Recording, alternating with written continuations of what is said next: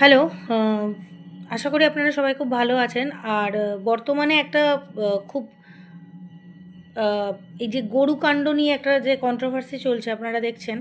আ park স্ট্রিটের খুব নামি-দামি একটি রেস্টুরেন্ট অলিপাপ, যে রেস্টুরেন্টটি সেখানে সায়ক চক্রবর্তী খুব খ্যাতনামা, আপনারা চেনেন, ফেসবুকে, সোশ্যাল মিডিয়ায়, বিভিন্ন সোশ্যাল মিডিয়ায় ভাইরাল উনি। কিছুদিন আগে ওনার বান্ধবী দেবলীনা ৭৮টা ঘুমের ওষুধ খেয়ে ফেলে ওনাকে আগে ফোন করেছিল।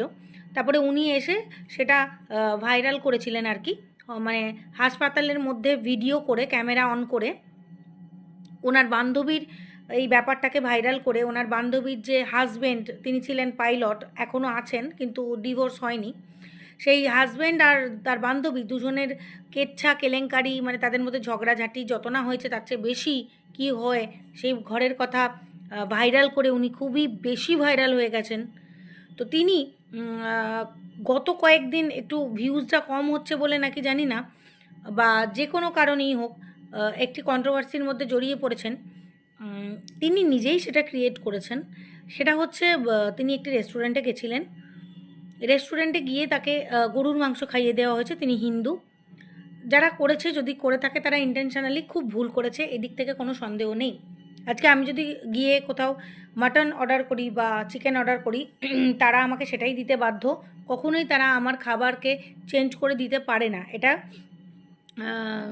আইনত বা যাই হোক অপরাধ। এই ব্যাপারের আইনের ধারাগুলো আমি জানি না। তবে আমার মনে হয় এটা অপরাধ। বিশেষ করে একটা ধর্মের মানুষকে অন্য কিছু, মানে যেটা যেই ধর্মে যে খাবার চলে না সেটা খাইয়ে দেওয়াটা অপরাধ। কিন্তু সেই অপরাধের দায়টা কি শুধুমাত্র তাদের দেওয়া যায়, নাকি সেই দায়টা এই সায়ক চক্রবর্তীরও বর্তায়? আমি বলি যে আপনি উম, এমন রেস্টুরেন্টে গেছেন কেন? আপনি এমন রেস্টুরেন্টে গেছেন কেন যেখানে বিফ অ্যালাউ? আপনি এমন একটা মুসলিম রেস্টুরেন্টে গেছেন যেখানে বিফ মাটন সবই হয়। আমি যদি কট্টর হিন্দু হই, ব্রাহ্মণ, আপনি বলছেন আমি ব্রাহ্মণের সন্তান, যারা যারা এই ভিডিও ক্লিপটা ওনার দেখেছেন, যে খাবার পরে উনি খুব চেঁচাচ্ছেন এবং ওয়েটারটাকে যার যার পরও, মানে যার পর নয়, খুব অপমান করছে ম্যানেজারকে ডেকে।